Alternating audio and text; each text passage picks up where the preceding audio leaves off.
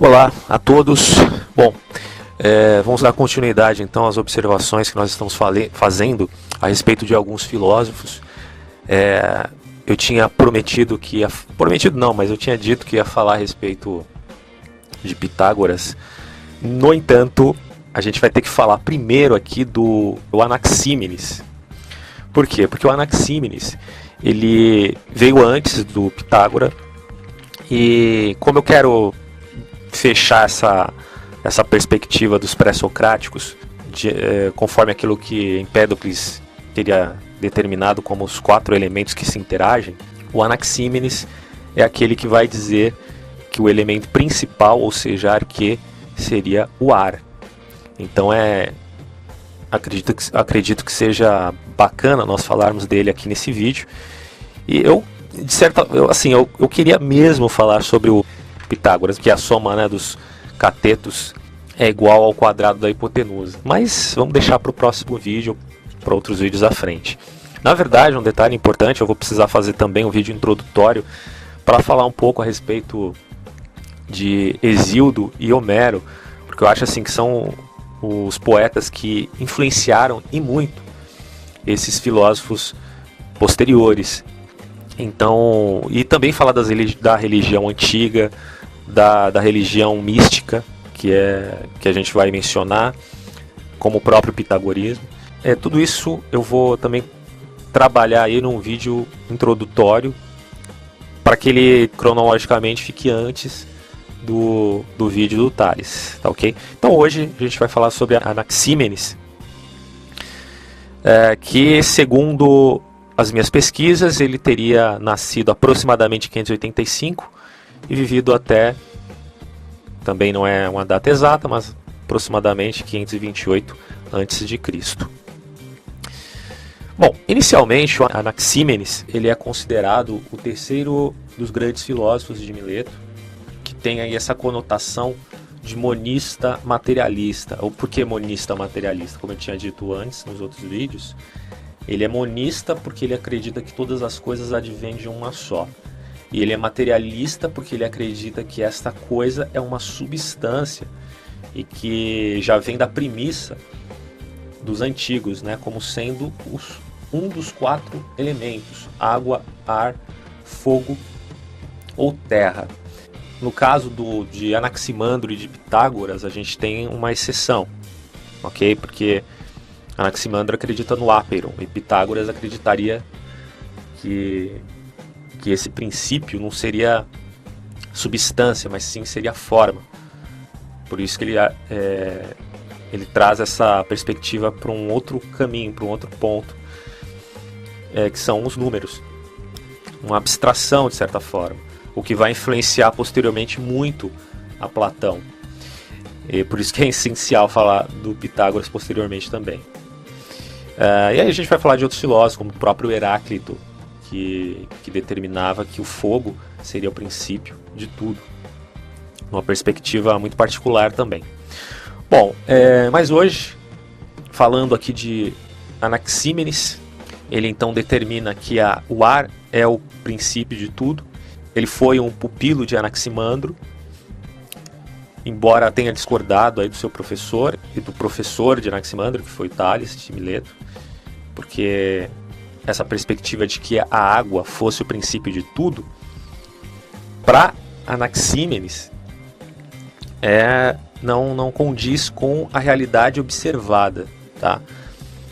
Porque ele diz que, de certa forma, a água ela seria o ar condensado, como a gente tem um exemplo aí de nevoeiros, de chuva, que seria a visibilidade do ar, né, uma vez que ele estivesse condensado. Isso na premissa do Anaxímenes.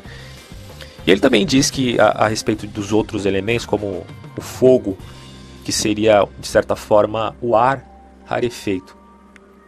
Por isso que ele prioriza de maneira assim radical que este ar seria, de fato, o melhor candidato aí à posição de arquê, de princípio de todas as coisas, de elemento essencial. Então, Anaxímenes, seguindo aí o seu professor, o Anaximandro, ele escreve um livro com o mesmo título que o fez aí o Anaximandro. Não sei se vocês lembram no vídeo anterior que Anaximandro escreveu um livro chamado Sobre a Natureza, um tratado, algo assim, que foi perdido. Infelizmente o do Anaxímenes também foi perdido. E muito posteriormente, como eu tinha mencionado também no outro vídeo, Hegel, que foi um grande estudioso dos filósofos pré-socráticos, ele também fez um livro com o mesmo título, chamado Sobre a Natureza. Porque ele tem um grande embasamento por parte de filósofos pré-socráticos, principalmente o Heráclito, com a perspectiva do devir, que já vem de influência do próprio Anaximandro. Anaxímenes ele era dedicado também à ciência da meteorologia, isso é importante dizer, e segundo alguns, conta-se que ele foi o primeiro a afirmar que a luz da Lua é proveniente do Sol. E aí ele tinha toda uma teoria para explicar por que isso acontece. A gente vai voltar a esse assunto depois também, ainda nesse vídeo. Bom, então inicialmente para Anaxímenes o ar é infinito e se identifica também com a própria alma.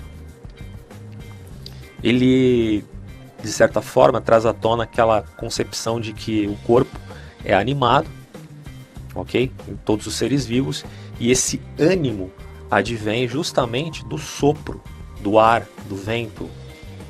É interessante assim, a gente notar similaridades com outras culturas, incluindo até mesmo a cultura judaica. Se você abrir ali a Bíblia, você vai perceber que logo no início, no livro de Gênesis, Deus sopra a vida em Adão, o que em hebraico seria chamado de Ruach.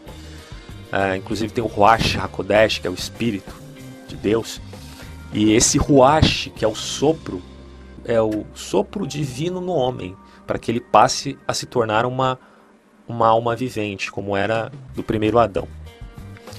É importante deixar claro aqui que isso obviamente não significa que os hebreus acreditassem a existência de todas as coisas ao ar. Tá? Essa perspectiva de arquê para os hebreus era vinculado ao ex nihilo, que era vindo do nada. E não tem nada a ver com a perspectiva do nosso amigo Anaxímenes, que tem a ideia de que o ar é a substância definitiva. Para os hebreus, as coisas não são como ou era para Hesíodo, que advém do caos, nem para os orfistas, né? Mas era vinculada a que tudo advém do nada com a ação do transcendente. Ou seja, não existe um mundo como ele é hoje, mas existe o transcendente, que é o reino, que é o próprio Deus. Deus é como se fosse até um mundo propriamente. Ele é tudo. Então ele cria numa perspectiva monoteísta e não panteísta, tá ok? Que é muito diferente. O panteísmo ele é introjetado, né, até mesmo na mentalidade desses pré-socráticos. Outra coisa interessante para se dizer é que na Bíblia existe também muitas passagens que falam da interação entre os 4 elementos. Você tem, por exemplo, o Espírito que paira sobre as águas, o sopro divino, o fogo do trono, que é Deus como um ser consumidor, o vento do Espírito, o homem criado do pó da terra. Então os 4 elementos sempre estão vinculados ali na Bíblia, mas ao mesmo tempo eles não são tidos como elementos e substâncias principais, essenciais, mas sim como representações do transcendente. Acredito que os autores bíblicos, dada a sua revelação, estavam um pouco acima de conceitos mais sofisticados do que os próprios pré-socráticos. Isso em relação a apenas esse aspecto, que é a essência de tudo, tá? Do início da criação ou evolução cósmica. E é óbvio que todas essas passagens bíblicas não têm nada a ver com um determinismo materialista por parte dos hebreus. Agora sim, no que se refere a Anaxímenes, ele logo perceberia que toda a vida depende do ar que se respira.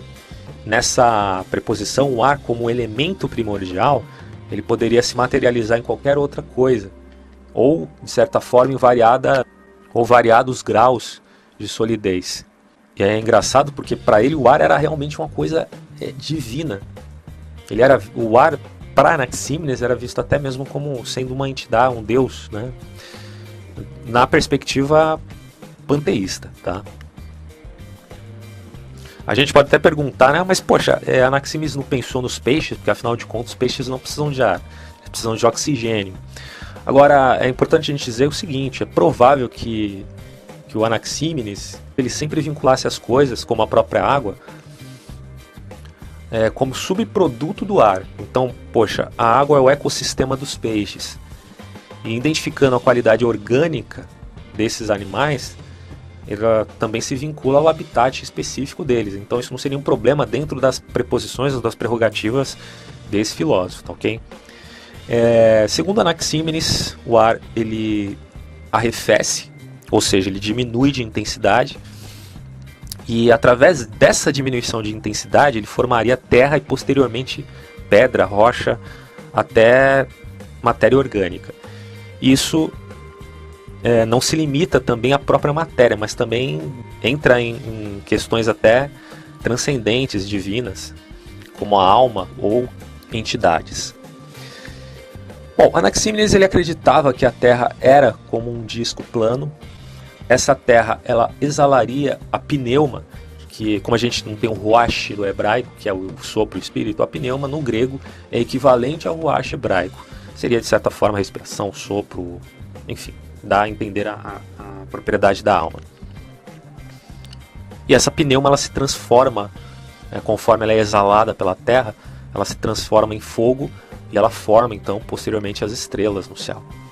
Na perspectiva dele, claro. O Sol e a Lua, na visão dele, também é uma coisa bem interessante, porque ele... Bom, para ele, por exemplo, o Sol é um astro de movimentos muito rápidos, e isso geraria aquele aspecto de ignição, de combustão que tem o Sol. E baseado nisso que ele explica que bom, o Sol, por causa desses movimentos muito rápidos, ele ilumina, e a luz dele é que ilumina a Lua, porque a Lua é terra. Essa foi uma sacada bem interessante dele. Ele também tentou explicar outras coisas, como ocorrências naturais, e tudo isso sem atribuir nada a qualquer tipo de divindade. Essa é uma perspectiva que ele já tem de herança do próprio Tales de Mileto e também do Anaximandro. Para que você tenha uma ideia do nosso amigo aqui Anaxímenes, é atribuída a ele, por Plínio o Velho, a análise geométrica feita a respeito das sombras, né, por parte de um relógio solar. Então ele era um cara cheio de engenhosidades, né, a gente pode dizer dessa forma. Bom, gente, é isso. Só para resumir, então, eu fiz aqui essa pesquisa rápida sobre Anaxímenes, baseados em alguns PDFs. Também baseei no livro 100 Pensadores e Essências da Filosofia e no livro da Filosofia e algumas outras pesquisas que eu fiz aí em PDF. Mas só resumindo, então, Anaxímenes ele foi um dos grandes pensadores da escola de Mileto. Ele também buscava, portanto, a substância fundamental, o arquê, aquilo que teria gerado o universo. E aí ele optaria pelo ar. E é interessante notar aqui também, vamos fazer um parênteses, que algumas pessoas podem dizer que ele foi arbitrário. Por que ele escolheu o ar? Era a preferência dele? Na verdade, ele não foi tão arbitrário, porque a gente tem que levar em consideração que ele foi um dos primeiros pensadores que se tem notícia a usar de evidências observadas para subsidiar suas teorias. Então isso é algo que foi muito novo para a época. E é uma perspectiva científica, e não necessariamente fez com que ele tivesse razão em tudo, porque obviamente não tinha, né, como a gente sabe hoje. Mas ele percebeu, interessante, que quando você assopra com os lábios relaxados o ar, ele sai meio quente. Não sei se você já tentou fazer isso em casa. E quando você assopra com lábios franzidos, aí ele sai mais frio. E por consequência dessa observação, como a gente tinha mencionado antes, quando algo condensa, ou seja, torna-se mais denso, em menor volume, ele acaba esfriando. E quando expande, ele aquece. Então, ele observando esse pequeno exemplo, dá a ideia de que o ar ele pode produzir o frio, calor. E logo também, né, uma vez condensado, produz a chuva, produz a névoa e por fim transformaria aquilo em terra ou rocha. Essa era aproximadamente a perspectiva do nosso amigo Anaximenes. Então é isso, gente, um grande abraço. Vou tentar no meio da semana jogar um vídeo, pelo menos a respeito da introdução, falando de Hesíodo, Homero e as religiões antigas. Então é isso, um grande abraço para todos e até mais.